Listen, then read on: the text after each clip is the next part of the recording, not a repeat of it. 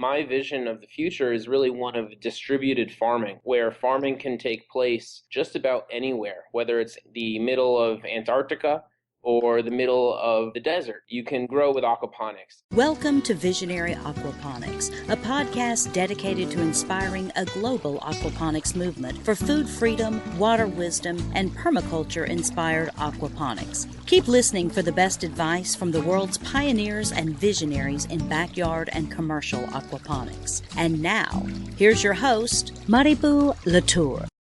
Okay, well, Spencer Curry here is from Connecticut, or living in Connecticut, and he owns the Fresh Farm Aquaponics business. Spencer, I would love for you to tell us more about you personally and also your work with aquaponics. All right. Thanks, Maribou. I'm Spencer. I'm not your average farmer. I had no previous experience growing things or anything like that before I got into aquaponics. In fact, I majored in school in Latin and philosophy, so pretty far away from hands in the soil. I think that it has really kind of informed me in how I've approached the aquaponics. I teach yoga, which is fun. I like to integrate that at the farm. I got into aquaponic, my business, with one of my oldest friends, someone I've known almost my entire life. We discovered aquaponics together when we were living in Boston and just sort of took it from there. What got you so pumped up about aquaponics? Why are you passionate about it? Like I just said, I got into aquaponics first as a hobby. I thought that this was one of the coolest things I'd ever heard of.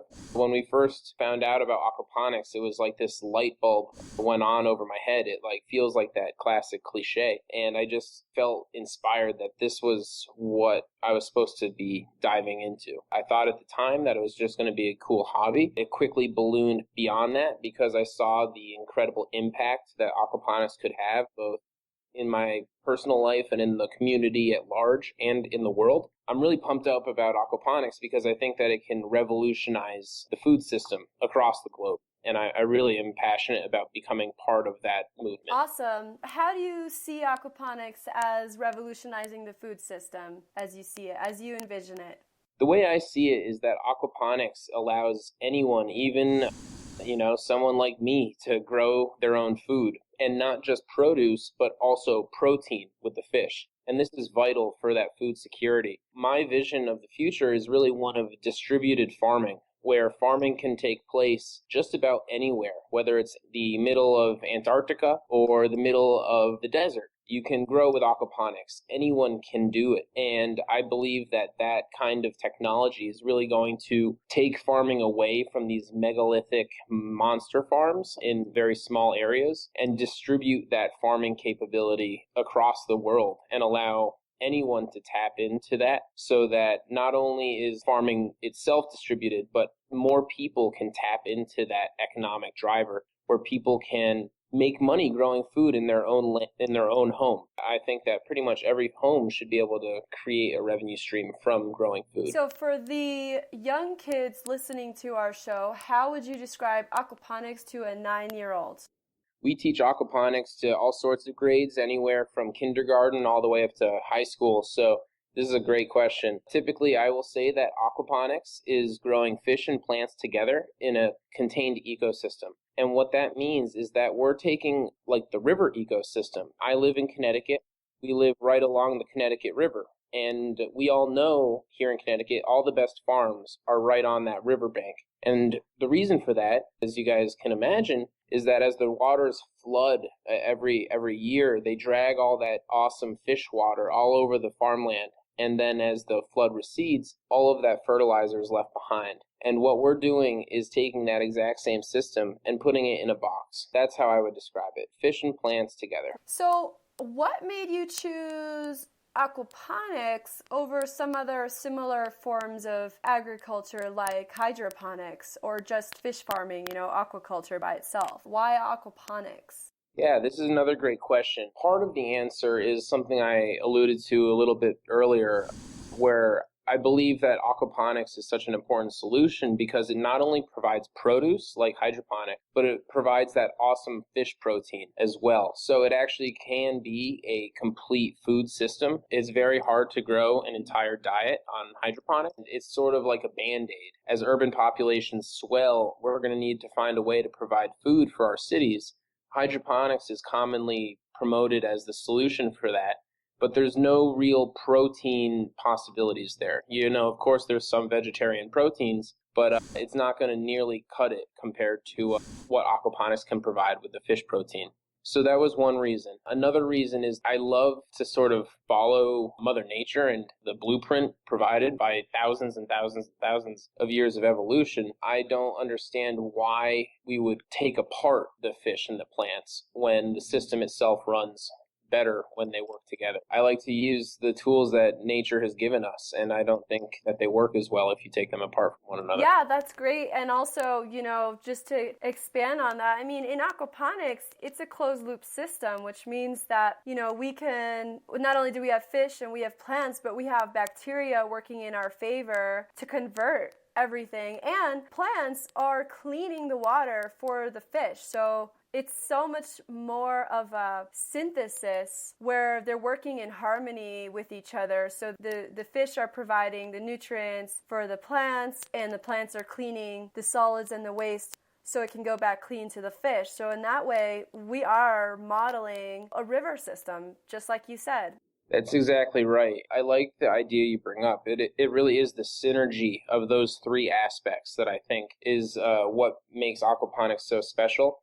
In our business at Fresh Farm, I like to say that we're one of the largest employers in the world with many billion employees. They're just very tiny employees. They're microscopic because I truly believe that. Like, why do we want to use the time to dial in nutrients when there's already existing bacteria and their entire life is based on performing these actions that are typically done in hydroponics with expensive chemicals? It's an absolute waste, in my opinion. So I like the idea of tapping into the abundance of nature that way. Yeah, and not only that, but with both aquaculture and hydroponics, there are wastes that happen. And because it's not a closed loop system, you end up buying, the nutrients or buying things and then dumping the water over time. Whereas in an aquaponic system, you don't have that kind of waste, and the water is always self-cleansing and always self-filtering.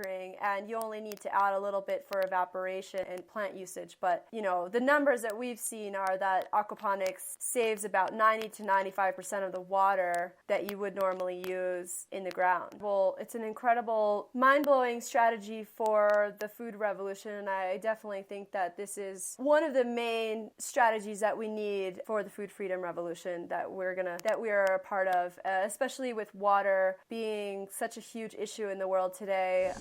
With, water issues in California and all over the world at the moment, aquaponics is definitely going to have to be at the forefront and center in today's world. Yeah, I wholeheartedly agree. Tell us about Fresh Farm Aquaponics and what is your business model? What do you guys do in your community? That's a great question. Our business model is about as diverse as our aquaponics system. There's a number of different kind of synergistic business models that we've hashed together, because the same way with aquaponics, it's like, why choose fish or plants? In our business, we asked ourselves, why choose between production on the food side as well as education and what we've deemed production of farmers. Growing more growers is what we think of. So we grow food and we grow growers. In order to do that, we have a number of different revenue streams that we use as a business. We sell our produce, and we don't sell our fish yet, but we will be in the next year or two at our local farmers market, which I am actually president of.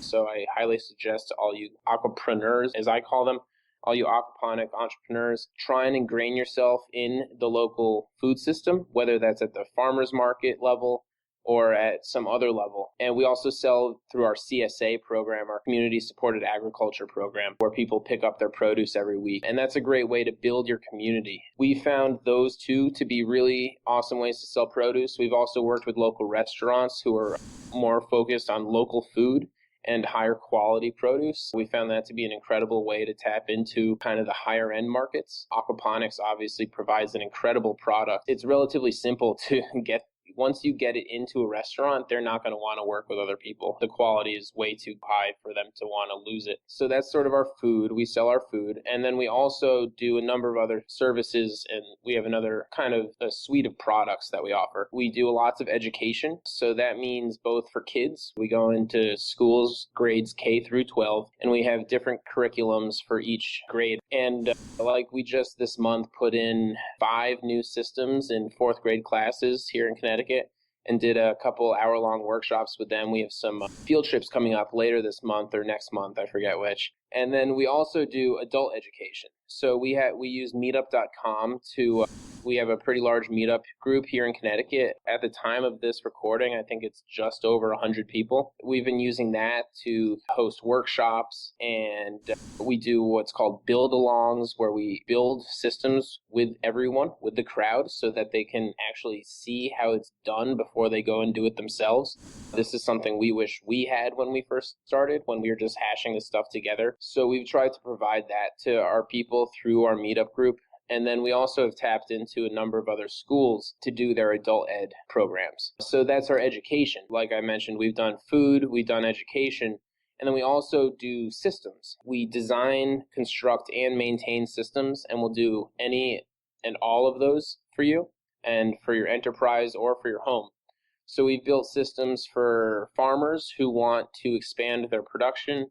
We've built systems for nonprofits who want to showcase their innovation and to bring, the awesome environment of an aquaponics system to their office.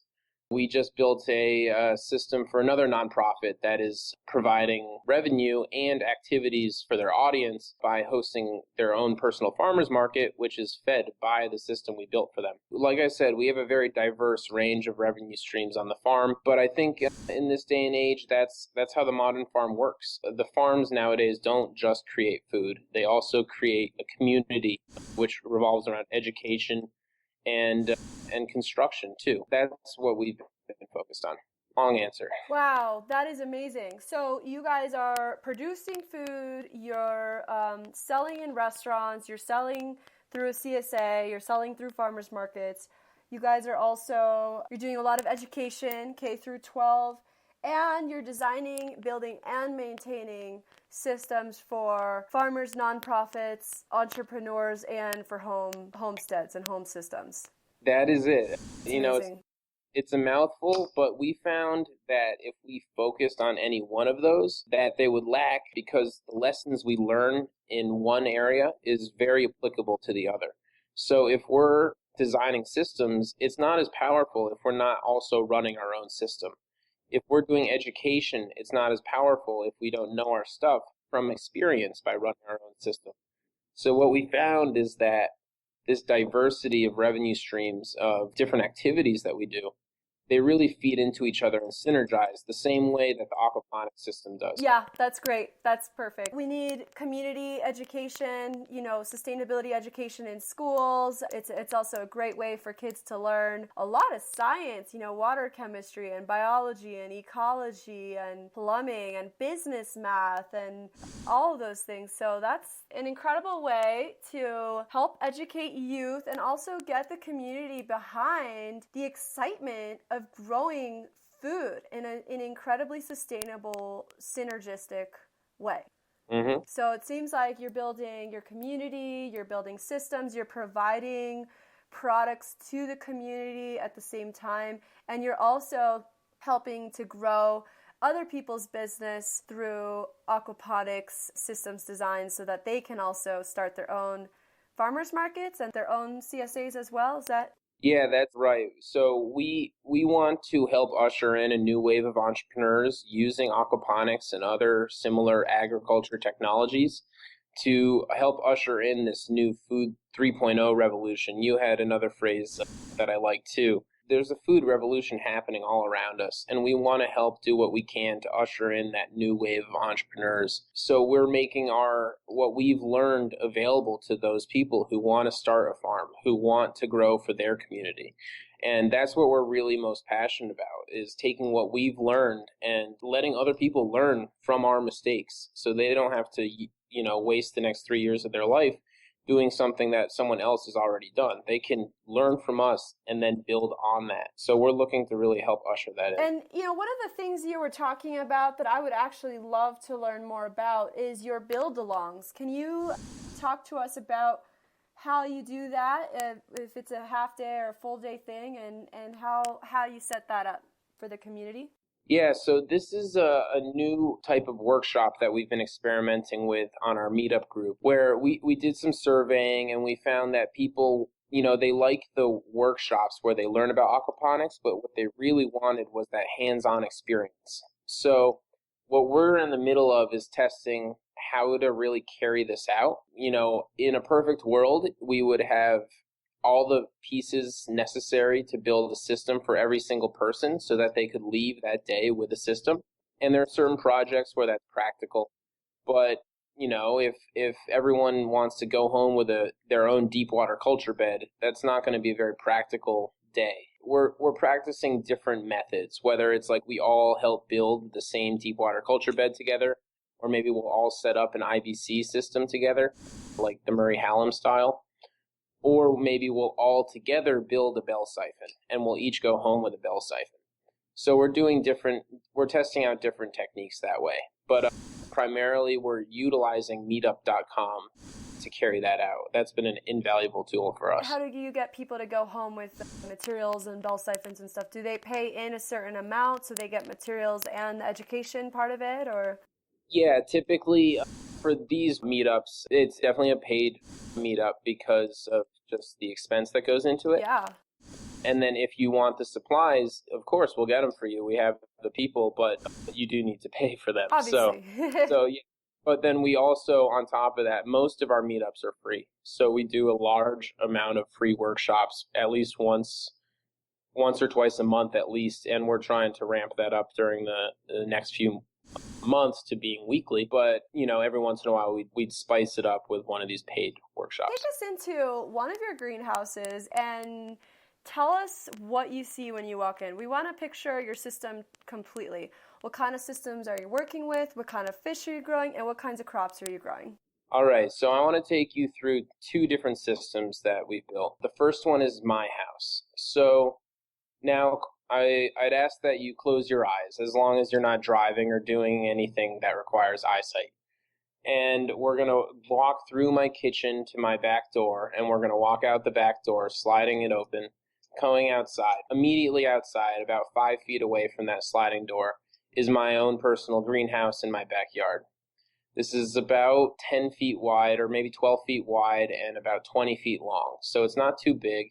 We built it for under $150 from Home Depot. It's something anyone can do in a weekend. Right now, actually, finally the snow has melted off of it, but all winter it was covered in snow.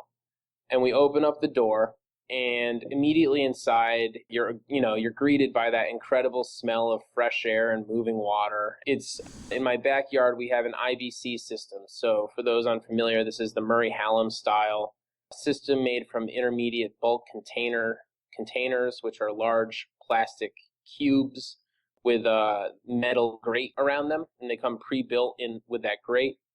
And these are incredible for building a small media bed system. So this is a media bed system. We have 5 media beds. Each bed is 3 feet by 4 feet, totaling 60 square feet of growing space. Then the fish tank itself is a single IBC unit, which is, I believe, 225 gallons, or just about 1,000 liters. And then this is interesting. So your listeners will get a little bit of a lesson of what not to do here. When we built this system, we designed it with 2 sump tanks because we had these 2 little units of 3 grow beds each, one on either side of the fish tank.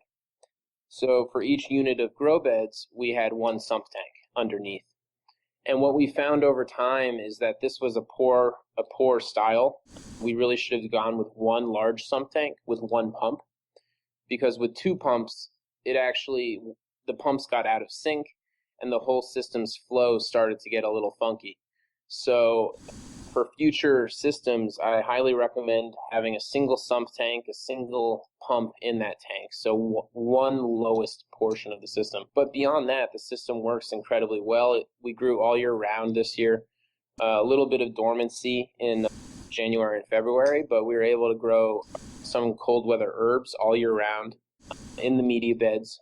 We use expanded shale from a local reseller here in Connecticut, as well as some biochar that we make on site with our own oven. Wow, okay, so I want to know more about the biochar, how you make it, and where are you putting it in your system? Oh, definitely. So I actually found out about biochar before I ever found out about aquaponics. And just for quick reference, biochar is just the term for charcoal used in an agricultural setting. Typically, it's also known as terra preta down in the Amazon, which means precious earth. And it's a great growing medium because it's highly porous at the microscopic level and the nanoscopic level. I don't know if that's the right word, the nano level. And what that means is that it has pores that are both large enough for all the microbes to live in, all the microbiota, but it's also got small pores that are really good at holding individual nutrient ions.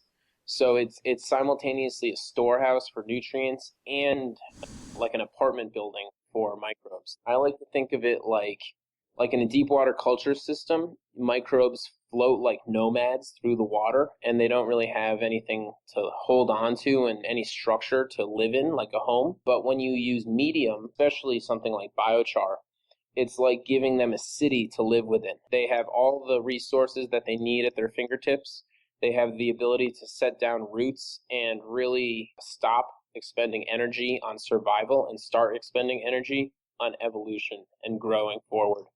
So we found it to be incredible for growing a really strong bacterial population. And with that in mind, we typically use biochar in any of our filters. So in our deep water culture system, it's primarily biochar in our biofilter, and we use it in our net pots to hold the seeds because we found that it works really well that way. We test it, in different ratios. We use expanded shale 50-50 with biochar. We've done hydrogen or the clay pellets with biochar 50-50. And we're constantly trying to see which works best for all these different settings. So you're always mixing it with another medium, is that correct? Not always. We also tested against 100% biochar and 0% biochar, so we have all different ranges. So we are testing it in different ratios, anywhere from 0 to 100%. And then in our media beds, it's more of a just sort of mixed in. I honestly can't tell you at what proportion, but it's probably less than the recommended 10% for soil. In soil, it's recommended you have 10% biochar by volume. I don't think we're up to that high. In our media beds, it's probably a lot more like 2 to 5% per volume. That's mostly how we use it. So in the media beds and in the filters and in the net pots. How are you making your biochar? Did you make the stove for it, like a biochar stove, or what do you do to make it? Yeah, so we make our own stoves. We're building an online course to learn how to do it really quickly and easily. So hopefully that'll be up by the time your listeners are listening to this. But it's basically what's called a T-LUD, a top lit updraft stove, T-L-U-D. Yes, I've heard of those. They're amazing. They are amazing. They're super fun. We have them, one that's like sort of the size of a paint can. That's our like little, camping model is what we call it at the farm because it's good for camping. And then we also have our larger 55-gallon drum model, which is huge. It's like a legitimate jet engine. And that thing shoots flames like 10, 15 feet in the air. That sounds amazing. It's pretty awesome, to be honest with you. Yeah. So the paint cans are great for like, a quick little infusion of biochar. The 55-gallon drum, you're getting a lot of biochar out of that bad boy. Amazing. And do you sell it at all to people who are starting their own systems or wanting it in their soil for gardening? Yeah, so we definitely sell that. Right now, we're working on a way to somehow create more of it so we can sell it more regularly. But right now, we just do batches to order. And we've done it where we sell naked biochar, which is uninoculated biochar, where it has no nutrients and no life in it. Right. And that comes with the warning that if you put that into the soil by itself, it'll actually hurt your soil because it'll suck all the nutrients out. Yeah. It needs to be charged with like nitrogen and right? Isn't it nitrogen and some, you just need to let it sit or have something to charge it so that it actually will start storing your microbes and your bacteria and start letting it discharge out back into your soil? That's exactly right. You want to essentially preload it with nutrients and with bacterial life. We try and soak it in aquaponics water as soon as it's cooled because biochar has this cool property where when you first create it, it's hydrophobic and will reject water.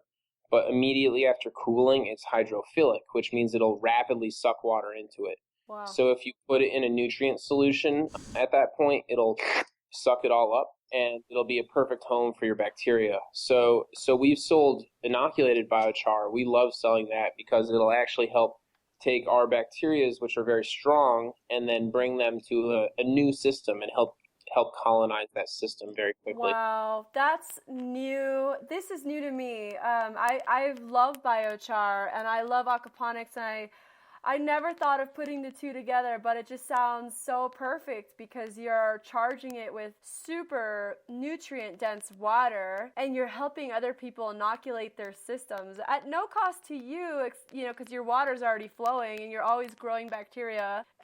So that's just amazing. That's exactly right. And there are some caveats, right? Like our bacteria are very specific to our environment. So I couldn't say for certain our bacteria would be the best out in another part of the world.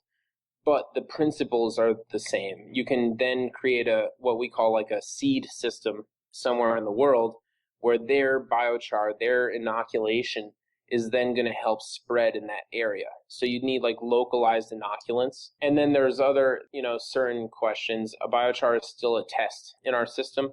Sometimes it holds too much water. Certain plants like it, certain plants don't, is what we found. Like plants that don't like to be too soggy, don't like 100% biochar for their net pots because it is so absorbent. It holds a ton of water. So there's different positions and different plants when it's right.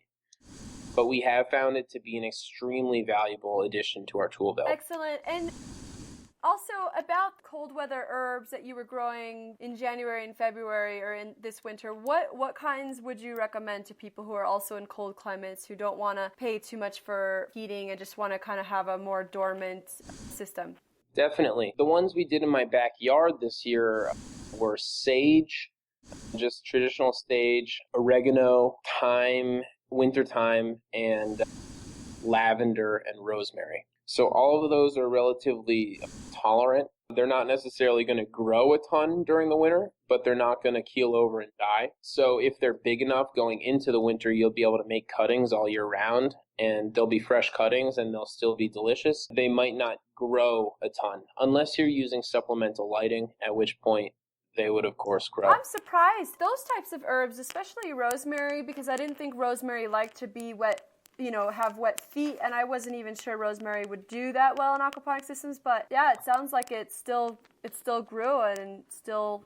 We've had the same rosemary bush for probably the entire life of my backyard system, the last 3 or 4 years. That guy's just been hanging out the whole time, growing slowly but surely. Thank you for listening to the Visionary Aquaponics podcast. To learn more about aquaponics, please visit our website at www.visionaryaquaponics.com. There you'll find more strategies, tips, and tricks to get you started in your aquaponics journey.